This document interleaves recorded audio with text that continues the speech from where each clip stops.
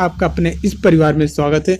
Guys आज की video में बात करने वाले हैं, देखिए आप सभी लोगों ने जैसा कि ज्ञात होगा उत्तर प्रदेश लोक सेवा आयोग स्टाफ नर्स की वैकेंसी जो निकल के आई है, ठीक है।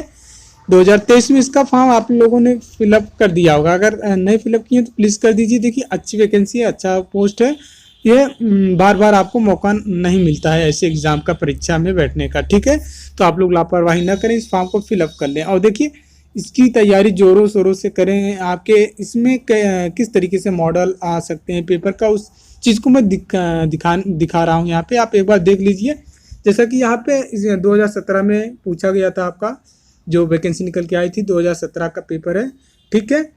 तो यहाँ पे देखिए क्वेश्चंस क्या है आपके, आप लोगों ने सिलेबस तो देख लिया होगा, ठीक है। उसी सिलेबस के अकॉर्डिंग आपके क्वेश्चन सभी आने वाले हैं, ठीक है। जितने नंबर का आपका जो भी टॉपिक से दिया है सिलेबस में, उतने ही नंबर का क्वेश्चन दिखने वाले हैं। तो यहाँ पे हम सिलेबस का डिटेल में बातें नहीं करने वाले हैं, यहाँ पे हम क्वेश्चंस और इसका सॉल्यूशन आपको कराने वाले हैं। इससे क्या होगा, आपका आइडिया लग जाएगा कि इस टॉपिक से क्वेश्चंस आते हैं। और उसी देखिए पेपर जब भी आपके बनाए जाते हैं, प्रीवियस ईयर के क्वेश्चन उठा के देखे जाते हैं, ठीक है। उसी के अकॉर्डिंग आपका पेपर सेट किया जाता है, ठीक है।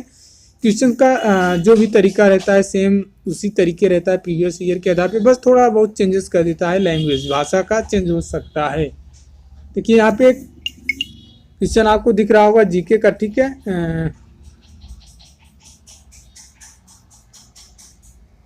देखिए क्वेश्चन जीके का आपको दिखाई दे रहा होगा। यहाँ पे सबसे अधिक दलहन उत्पादक क्रम में राज्य आते हैं, तो इसका राइट आंसर की बात कर लें तो मध्य प्रदेश, महाराष्ट्र, उत्तर प्रदेश, या इन तीनों में जो भी चार ऑप्शन दिए हैं तो आपका ये डी वाला करेक्ट हो जाएगा। आप देख सकते हैं भी इसका डिटेल में यहाँ पे सॉल्यूशन भी दिया गया है। आप इस तरीके से पढ़ेंगे तो आपको देखिए इसकी एक बुक मेरे पास है और उसका सॉल्यूशन मैं आपको बता भी सकता हूँ। देखिए स्टाफ नर्स के जितने भी मतलब बुक्स हैं या टॉपिक्स दिए हैं, पूरा उसका एक अच्छा बुक मेरे टॉपिक वाइज है, चैप्टर वाइज है, और जैसे इस तरीके से सॉल्यूशन लिखा है उसी सॉल्यूशन उस बुक में दिया है। अगर आप लोग बोलेंगे तो उसका सॉल्यूशन करा देंगे। अगर आप उसको पढ़ भी लेते हैं तो आपके जो सब्जेक्ट से क्वेश्चन आने वाले हैं वो छूटेंगे नहीं। ऐसे इस प्लान किया गया है हर एक टॉपिक में। जैसे यहाँ पे देखिए मध्य प्रदेश में कितना उत्पाद 1000 पर टन में है वो दिया है, ठीक है।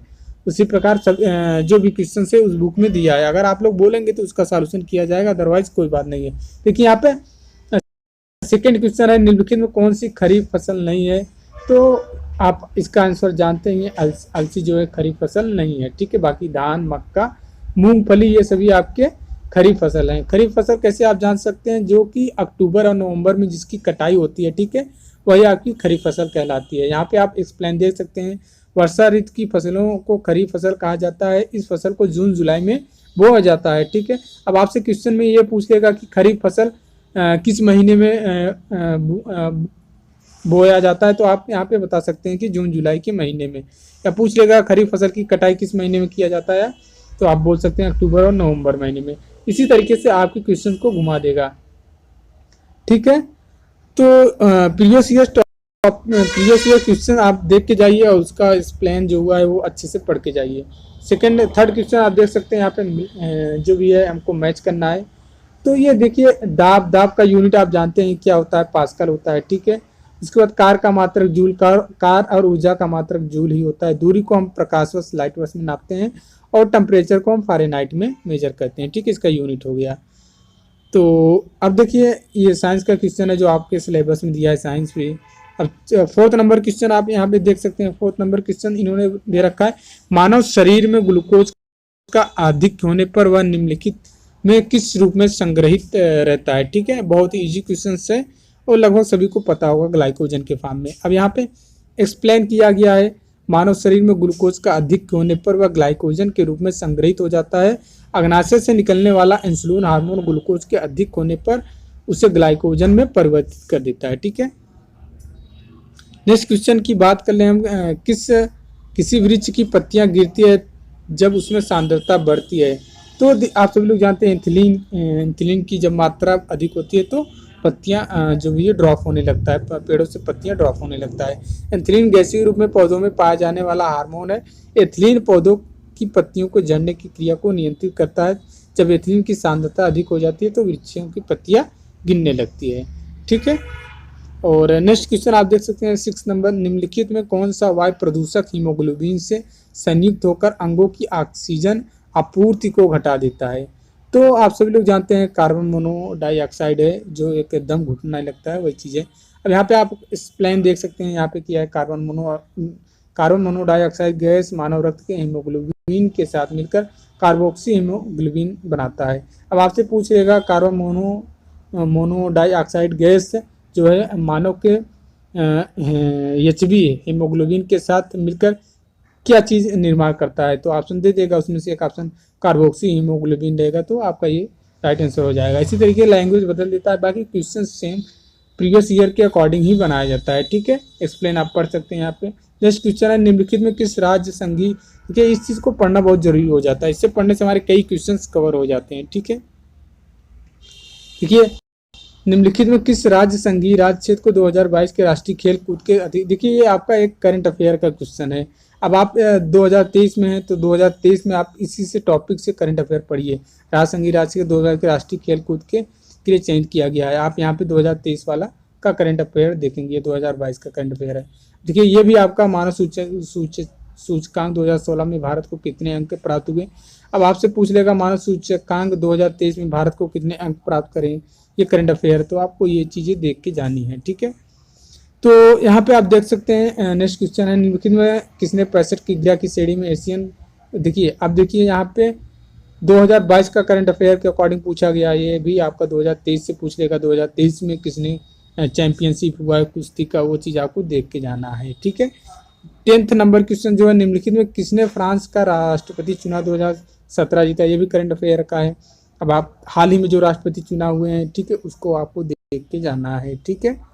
फिर उसके बाद आपका 11th नंबर क्वेश्चन जो है, देखिए अब यहाँ पे मैथ का क्वेश्चन है, एक धन 10% वार्षिक साधारण ब्याज की दर से 5 गुना हो जाता है, कितने प्रतिशत वार्षिक ब्याज की दर से उतने ही समय में,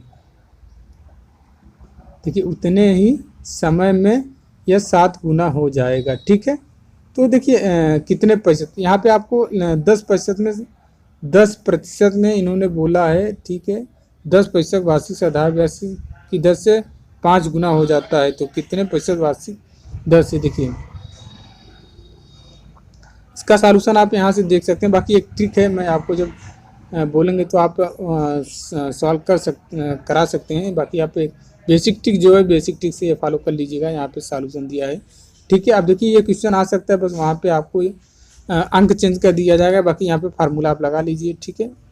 फार्मूला लगाने पे आपका आंसर आ जाएगा। यहाँ पे एक ट्रिक है, वो ट्रिक मैं आपको बता दूंगा, ठीक है। देखिए नेक्स्ट क्वेश्चन जो है, एक वस्तु को 480 में बेचने पर किसी व्यक्ति को 20% लाभ 20% की हानि होती है, 20% लाभ पाने के लिए वस्तु को कितने रुपए में बेचना चाहिए, ठीक है।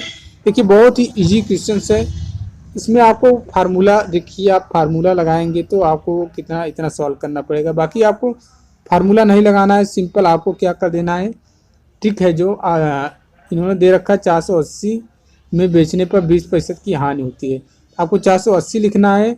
अब 20% लाभ पे हमको बेचना है, तो लाभ पे 20%, 100 पे आप 20% निकालेंगे तो 120 हो जाएगा, ठीक है। और हानि कितनी हो रही है, 20% की हानि हो रही है, तो मतलब ये हमारा 100 में हम 20 माइनस करेंगे तो 80 हो जाएगा, ऐसे लिख लेना है आपको। अब बाकी ये 0 से ये 0 कैंसिल आउट हो गया आपका। 8 का टेबल पढ़ेंगे आप, इससे डिवाइड करेंगे तो 8 छंग 48 ये हो गया।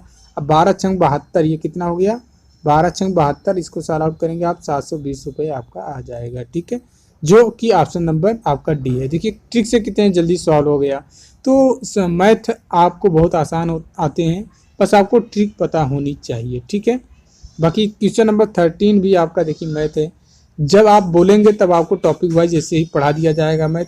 अब देखिए ये ट्रिक से लगाएंगे तो 2 सेकंड लगेगा, बाकी बेसिक से आपको इतना हल करना पड़ेगा, ठीक है। क्वेश्चन नंबर 13 का ये भी देखिए ट्रिक से ही लगाएंगे तो बहुत आसानी से हो जाएगा। यदि किसी आयत की भुजा 3 गुना है तो उसकी भुजाओं का अनुपात क्या होगा, सभी कुछ ट्रिक से बताया जाएगा आपको, अगर आप बोलेंगे तो, अदरवाइज कोई बात नहीं है।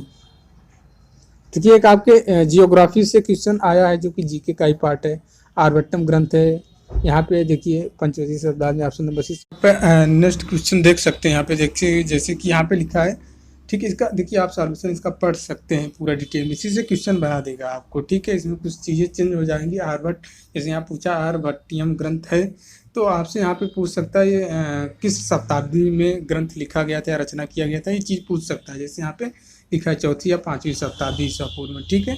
तो इसके लिए ज़रूरी हो जाता है इसका सॉल्यूशन पढ़ना, ठीक है। नेक्स्ट क्वेश्चन देख लेते हैं 16 नंबर। निम्नलिखित में कौन सा स्थल बुद्ध के जीवन से संबंधित नहीं है, ठीक है। तो इसका ऑप्शन नंबर आपका बी हो जाएगा, जो कि यहाँ पे सॉल्यूशन आप देख सकते हैं, डिटेल में सॉल्यूशन भी यहाँ पे दिया गया है इन्होंने, यहाँ पे आप पढ़ सकते हैं।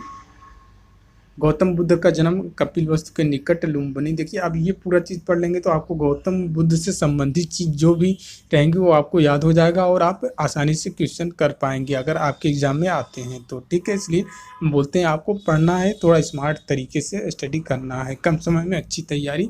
लोग कैसे 1 महीने में एग्ज़ाम क्वालिफाई कर लेते हैं, यही सब चीज़ें ट्रिक फॉलो करके ही करते हैं, ठीक है। नेक्स्ट क्वेश्चन देख लेते हैं आपका। देखिए मैं आपको एक सैंपल के तौर पे वीडियो बना रहा हूँ, बाकी आप बोलेंगे तो उसी तरीके से तैयारी आपकी कराई जाएगी। देखिए 17 नंबर क्वेश्चन देख लीजिए। निम्नलिखित में कौन सा युग मेल नहीं है, ठीक है। यहाँ पे देखिए समाज सुधारक स्वामी दयानंद आर्य समाज जो कि राइट है आपका, और स्वामी विवेकानंद रामकृष्ण ये भी राइट है। अब ये चीज़ें आप जब पढ़ेंगे तो आपको याद हो जाएगा। अब यहाँ पे देखिए स्वामी रामकृष्ण ब्रह्म समाज जो कि ये गलत है, ऑप्शन नंबर सी। और देखिए सैयद अहमद खान एक आपकी साइंटिफिक सोसाइटी से हैं, ये भी आपका करेक्ट है। बाकी डिटेल में आप यहाँ पढ़ सकते हैं। राजा राम मोहन राय ने 20 अगस्त 1828 को ब्रह्मा सभा नाम का से एक समाज की स्थापना की, जिसे आगे चलकर देखिए ये पीटी का आपका फेवरेट क्वेश्चन है, पिट में आता है, ठीक है। आगे क्वेश्चन नंबर 18 आप देख लीजिए। निम्नलिखित में कौन सा युग में सही से मेल नहीं है, ये भी चीज़ आपको वही है। बाकी ये क्वेश्चन जो भी आए पूरे लूसेंट का जो है आपका, उसी का जीके का पूरा लूसेंट का ही दे दिया है इन्होंने, सेम टू सेम, ठीक है। क्वेश्चन नंबर 19 आप देख लीजिए। 19 नंबर। भारत सरकार ने नीति आयोग की स्थापना की है, ठीक है। तो इसका राइट आंसर हो जाएगा योजना आयोग, जो कि सभी को ये क्वेश्चन है, सभी को याद है। नीति आयोग योजना के अंतर्गत आता है, योजना आयोग के अंतर्गत आता है। देखिए इसका स्थापना पूछ लेता है कभी कभी, तो 1 जनवरी 2015 को इसका स्थापना किया गया था और ये संघवाद सिद्धांत पर आधारित है। नीति आयोग का पदेन अध्यक्ष प्रधानमंत्री होता है, ठीक है, जो आपकी अभी नरेंद्र मोदी जी हैं, ठीक है। क्वेश्चन नंबर 20 यहाँ पे देखिए। भारतीय संविधान के किस संशोधन द्वारा मताधिकार की आयु 21 वर्ष से 18 वर्ष की गई? तो ये 61 संविधान संशोधन अधिनियम 1988 के द्वारा आपका देखिए। अच्छा ये कब आया था? 28 मार्च 1989 से प्रभावी हुआ है, ठीक है। ये डेट याद करके रखिएगा। अब नेक्स्ट क्वेश्चन जो है आपका देखिए यहाँ पे, भारत के राष्ट्रपति द्वारा राज्यसभा के कितने सदस्यों को मनोनीत कर सकता है? तो ये सभी लोग जानते हैं, इजी क्वेश्चन है, 12। पूरा लूसेंट का एकदम डिट्टो सब कुछ है। अगर आप लूसेंट अच्छे से पढ़ लेते हैं तो आपको जीके की टेंशन लेना ही नहीं है। देखिए अनुच्छेद 80 के अंतर्गत राष्ट्रपति द्वारा राज्यसभा में 12 व्यक्ति को मनोनीत किए जाते हैं, जिन्हें साहित्य, विज्ञान, कला और समाज सेवा के क्षेत्र में विशेष ज्ञान, व्यवहारिक अनुभव प्राप्त होता है। निम्नलिखित में प्रायद्वीप नदियों में से किसका डेल्टा दक्षिण भारत के बगीचा कहा जाता है? बिल्कुल इजी क्वेश्चन है, कावेरी नदी को, ठीक है। और नेक्स्ट क्वेश्चन आप देख सकते हैं 22 नंबर। 22 नंबर है, निम्नलिखित प्रायद्वीप नदियों में से किसका डेल्टा दक्षिण, ये तो हो गया। 23 नंबर देख सकते हैं, निम्नलिखित में कौन सा पुराना पर्वत है? ये भी बहुत ही इजी क्वेश्चन है, अरावली पर्वत, पूरा लूसेंट का है एकदम जीके। नेक्स्ट क्वेश्चन है, निम्नलिखित महाद्वीपों पर विचार किए इनके नीचे दिए कूट को आपको आरोही, देखिए यहाँ पे कूट को क्षेत्रफल के आरोही क्रम में आपको व्यवस्थित करना है, मतलब आरोही का मतलब हुआ घटते क्रम में, ठीक है। तो आप देख सकते हैं इसका आंसर क्या होगा, एक बार आप देख लीजिए। तो इसके बाद यहाँ पे एक सेकेंड, आरोही क्रम में आप मैच करेंगे तो पहले 3rd आएगा ऑस्ट्रेलिया, उसके बाद दक्षिण 2 यूरोप, उसके बाद दक्षिण अमेरिका, उसके बाद अफ्रीका, ठीक है। घटते क्रम में आपका यही हो गया। नेक्स्ट क्वेश्चन आप देख लीजिए। नेक्स्ट क्वेश्चन आपका हो जाएगा क्या भैया? नेक्स्ट क्वेश्चन है, देखिए यहाँ पे आपको दे रखा है इन्होंने, क्षेत्रफल भी दे रखा है डिटेल में, आप यहाँ देख सकते हैं। एशिया का कितना है वर्ग किलोमीटर में, फिर अफ्रीका का कितना है, उत्तरी अमेरिका का कितना है, दक्षिण अमेरिका का कितना है, ये कुल कितने होते हैं? इसका संख्या आप भी कभी कभी पूछ लेता है, 1 2 3 4 5 6 7 8, ठीक है। तो नीचे दिए कोड का प्रयोग करते हुए निम्नलिखित देशों को उत्तर से दक्षिण की ओर इनके अवस्थित क्रम में, आप देखिए ये सब क्वेश्चन पीसीएस में ही आते हैं, थोड़ा लेंदी हो जाते हैं, बाकी इजी ही रहते हैं। अगर आपको एक दो चीज़ें पता है तो आप आराम से क्वेश्चन को कर लेते हैं। ठीक है, इसका राइट आंसर हो जाएगा आपका बी।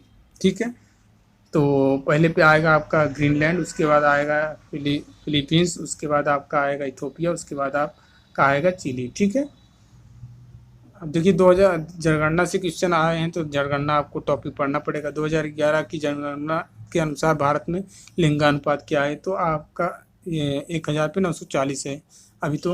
अभी का पता नहीं, आप अभी का देख लीजिएगा वह करंट अफेयर में जाके। ठीक है, 2011 की जनगणना के अंतिम आंकड़ों के अनुसार देश में प्रति 1000 पुरुष महिलाओं की संख्या लिंगानुपात 943 है, जबकि जनगणना 2011 के अंतिम आंकड़ों के अनुसार भारत का पुरुष लिंगानुपात 940 है। ठीक है, नेक्स्ट क्वेश्चन आप देख लीजिए 27 नंबर। 27 नंबर क्वेश्चन बोल रहा है कि भारत में गरीबी का स्तर स्थापित होता है। इसका राइट आंसर हो जाएगा घरेलू उपभोक्ता व्यय से। ठीक है, 28 क्वेश्चन आप देख लीजिए। निम्नलिखित में कौन सा बहुआयामी निर्धनता सूचांक का अवयव नहीं है, तो इसका राइट आंसर हो जाएगा व्यवसाय। बाकी आप डिटेल में यहाँ पढ़ सकते हैं, यहाँ पे इन्होंने दे रखा है डिटेल में भी। ठीक है, वर्ष 2010 में ऑक्सफोर्ड निर्धनता एवं मानव विकास पहल द्वारा संयुक्त राष्ट्र विकास यूएनडीपी के सहयोग से मानव विकास रिपोर्ट के लिए निर्धनता मापन हेतु बहुआयामी निर्धनता सूचांक जारी किया गया। यह सूचांक विश्वास, शिक्षा एवं जीवन स्तर से संबंधित है। ठीक है, नेक्स्ट 29 क्वेश्चन देख सकते हैं आप। सूची फर्स्ट सूची सेकंड से मिलान करना है हमको। ठीक है, यूरिया फिर डाईअमो जो भी इन्होंने दे रखा है, इसमें नाइट्रोजन की मात्रा हमको बताना है।